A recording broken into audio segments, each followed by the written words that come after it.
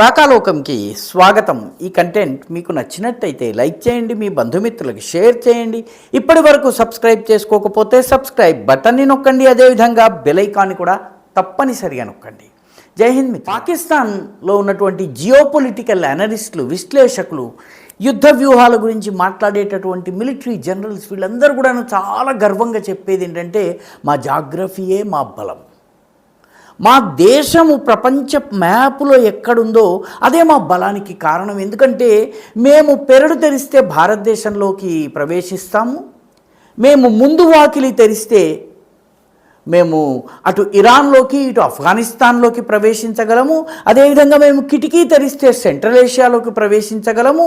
మేము దక్షిణం వైపు ఉన్నటువంటి కిటికీ తెరిచినట్లయితే అరేబియా సముద్రంలోకి ప్రవేశించగలము. ఒమాన్, అరేబియా, ఇరాన్, ఇరాక్ ఈ అన్ని దేశాలతోటి మేము లావాదేవీ చేయగలము. మా జాగ్రఫికల్ లొకేషనే మా బలము అని చెప్పి వాళ్ళు చెప్పుకుంటూ ఉంటారు. జియోపొలిటికల్ పొజిషనే మా అడ్వాంటేజ్ అని చెప్పుకుంటూ ఉంటారు. ఇప్పుడు పాపం ఆ జియోపొలిటికల్ లొకేషన్ పాకిస్తాన్ చావుకొచ్చింది. పాకిస్తాన్ తన యొక్క జియోపొలిటికల్ అడ్వాంటేజ్, భౌగోళికంగా తనకున్నటువంటి పొజిషన్ని లాభంగా మార్చుకునేటటువంటి ప్రయత్నాల్లో అనేక చిన్న పెద్ద భస్మాసురుల్ని తయారు చేసింది. ఈ భస్మాసురులు ఇప్పుడు పాకిస్తాన్ని ఇబ్బంది పెడుతున్నారు, పాకిస్తాన్లో ప్రళయం తీసుకొస్తున్నారు. పాకిస్తాన్ తాలిబాన్లను సృష్టించింది, ఇప్పుడు తాలిబాన్లు వాళ్ళపైన యుద్ధం చేస్తున్నారు. పాకిస్తాన్ తన సైన్యాన్ని బలూచిస్తాన్లో పదే పంపించి బలూచ్ ప్రజల్ని తనకు దూరం చేసుకుంది. ఇప్పుడు బలూచిస్తాన్ ప్రజలు తిరుగుబాటు చేస్తున్నారు. అదేవిధంగా ఖైబర్ పఖ్తూన్వాలో ఉన్నటువంటి పఠాన్లు చాలా శాంతిప్రియులైనటువంటి వాళ్ళు, వాళ్ళని పదే రెచ్చగొట్టి వాళ్ళని అవమానాలకు గురి చేయటంతో ఇప్పుడు పఠాన్లు కూడాను, అంటే ఖైబర్ పఖ్తూన్వాలో కూడాను తిరుగుబాటు వచ్చేటటువంటి సూచనలు. పాకాక్రమిత జమ్మూ కాశ్మీర్లో కూడాను ప్రజలు మాట వినడం లేదు, రోడ్ల మీదకి వచ్చి తాజా వార్త ప్రకారం స్కార్దు ఎక్కడైతే పాకిస్తాన్ యొక్క నార్దర్న్ లైట్ ఇన్ఫాంట్రీ యొక్క హెడ్ క్వార్టర్స్ ఉందో అక్కడ 2 సైనికుల్ని ప్రజలు సజీవ దహనం చేశారు. మరోవైపు సింధులో కూడా వేర్పాటు వాదం వినిపిస్తోంది. ఇవన్నీ చాలవన్నట్టు దాని లొకేషనల్ అడ్వాంటేజ్కి దెబ్బ కొడుతూ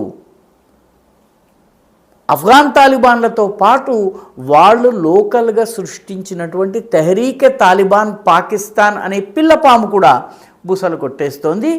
తాజాగా ఖైబర్ పఖ్తూన్వాలో పాకిస్తాన్ స్థావరాలు ఉన్నటువంటి 9 జిల్లాల్లో 37 అటాక్స్ చేసింది. దీనిలో నార్త్ వజీరిస్తాన్లో 12, సౌత్ వజీరిస్తాన్లో 4, చిత్రాల్ ప్రాంతం మన ఆక్యుపైడ్ కశ్మీర్ ఏదైతే ఉందో దానికి చాలా దగ్గరగా ఉంటుంది, అక్కడ 7 చోట్ల, బజౌర్లో 2 చోట్ల, పెషావర్లో 4 చోట్ల, ఇదే కాకుండా డేరా ఇస్మాయిల్ ఖాన్, మక్రాన్, ఖైబర్ మర్దాన్, తంక్, లక్కీ మార్వాత్, బన్ను ఈ ప్రాంతాలన్నింటిలో కూడాను భారీగా తెహరీకే తాలిబాన్ పాకిస్తాన్కి చెందినటువంటి సాయుధులు పాకిస్తాన్ సైన్యం మీద పడి ధ్వంసం చేశారు. ఎక్కడికక్కడ బాంబులు పేలినాయి.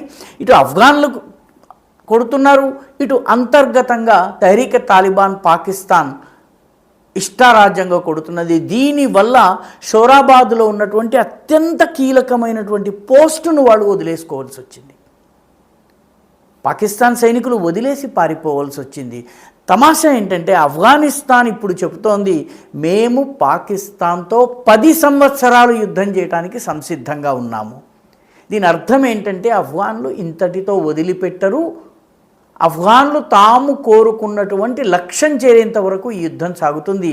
ఈ యుద్ధంలో పాకిస్తాన్ 2 చేతులు పైకెత్తి తెల్ల జెండా ఊపేదాకా, ఆపరేషన్ సింధూర్లో ఇండియాతో అవమానం జరిగినట్టుగానే ఆఫ్ఘనిస్తాన్ ముందు కూడా మోకాళ్ల మీద కూర్చునేదాకా యుద్ధం కొనసాగుతుంది. పాకిస్తాన్ సైన్యము ఇదంతా జరుగుతున్నప్పుడు కూడాను ఏమీ జరగనట్టుగా మీడియాని నియంత్రించి వార్తలు రాకుండా చేసేటటువంటి ప్రయత్నం చేస్తోంది. ఈ ప్రయత్నంలో భాగంగా ఐఎస్ఐ ఆఫ్ఘనిస్తాన్కి వ్యతిరేకంగా ర్యాలీలు చేస్తోంది. ఇటీవల అలాంటి ఒక ర్యాలీకి ఐఎస్ఐ చాలా పెద్ద ఎత్తున ఏర్పాటు చేసి చాలా ధనాన్ని పంపు చేసింది. దీనికి మొత్తం అంతా కలిపితే 50 మంది ప్రజలు కూడా పాల్గొనలేదు.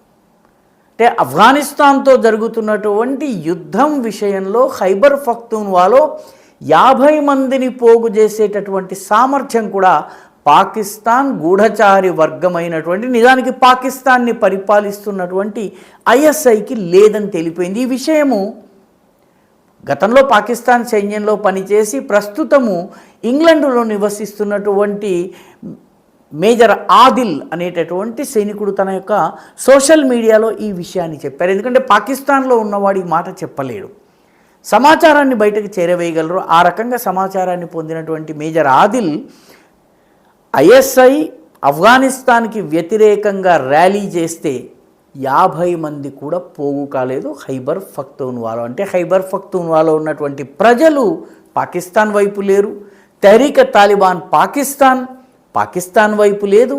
తాలిబాన్లు పాకిస్తాన్ని ద్వేషిస్తున్నారు. బలూచిస్తాన్ పాకిస్తాన్పై తిరుగుబాటు చేసింది. ఏ లొకేషనల్ అడ్వాంటేజ్ మాకు ఉందని చెప్తున్నారో ఆ లొకేషనల్ అడ్వాంటేజ్ ఇప్పుడు జీరో అయిపోయింది. ఎందుకంటే పక్కనే ఉన్నటువంటి ఇరాన్ వైపు మాట్లాడేటటువంటి పరిస్థితి లేదు. అక్కడెక్కడో ఉన్నటువంటి సౌదీ అరేబియాతో మాట్లాడాలి. ఈ యుద్ధం పూర్తయిన తర్వాత ఏకకాలంలో ఆఫ్ఘనిస్తాన్ ఇరాన్లతో శత్రుత్వాన్ని కొని తెచ్చుకున్నట్టుగా అయింది. తన లొకేషనే ఇప్పుడు పాకిస్తాన్కి పెద్ద సమస్య. అయితే పాకిస్తాన్ మిలిటరీ ఏమీ జరగనట్టుగా ఈ దెబ్బలన్నీ తగిలినా కూడాను నవ్వుతున్నట్టుగా నటిస్తోంది. హిందీలో చెప్పేటటువంటి ఒక జోక్ లాగాను హిందీలో అంటారు, ఆగ్ లగి హై బస్తీ మే హమ్ తో రహే మస్తీ మే. అక్కడ నిప్పంటుకుంది కానీ మేము మాత్రం హాయిగా ఉన్నాము. ఆగ్ లగి హై బస్తీ మే హమ్ తో రహే మస్తీ మే. పాకిస్తాన్ పరిస్థితి ప్రస్తుతం ఇది. ఈ వీడియో మీకు నచ్చినట్టయితే లైక్ చేయండి, షేర్ చేయండి, ఈ ఛానల్కు సబ్స్క్రైబ్ చేయండి. మీ అభిప్రాయాన్ని కమెంట్ల రూపంలో తప్పనిసరిగా పంపించండి.